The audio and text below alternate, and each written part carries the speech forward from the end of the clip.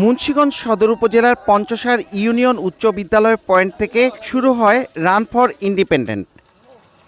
তৃতীয়বারের মতো হওয়া এই ম্যারাথন দশকানি মোড়, কাশীপুর, দেওয়ানবাজার, পালের ভরট ও চম্পাতলা অতিক্রম করে একে অন্যকে ছাড়িয়ে যাওয়ার পাশাপাশি ছিল শেষ পর্যন্ত টিকে থাকার লড়াই। তাই কখনো ধীর গতিতে আবার কখনো দ্রুত গতিতে ছন্দবদ্ধ দৌড়ে অংশ নেন তারা।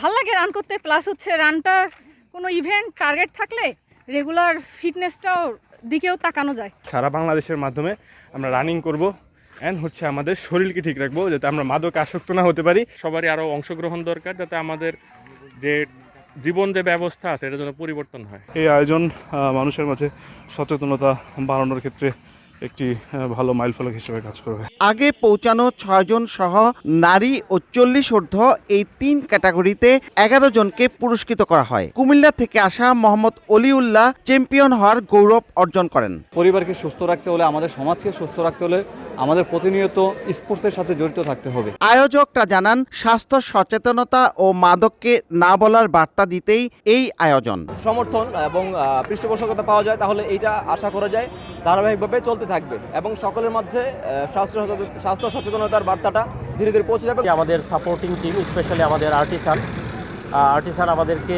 সাপোর্টিং বডি হিসেবে কাজ করেছে, যার কারণে দেখা গেছে যে সার্বিক যে ব্যবস্থাপনাগুলো ছিল সেই ব্যবস্থাপনার কাজগুলা আমরা আগেভাগেই সেরে ফেলেছি।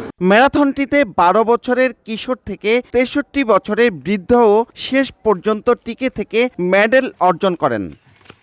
7.5 কিলোমিটার পথ অতিক্রমে এই প্রতিযোগিতায় 2 শতাধিক প্রতিযোগী অংশ নেন। নাসির উদ্দিন উজ্জ্বল, সময় সংবাদ, মুন্সিগঞ্জ।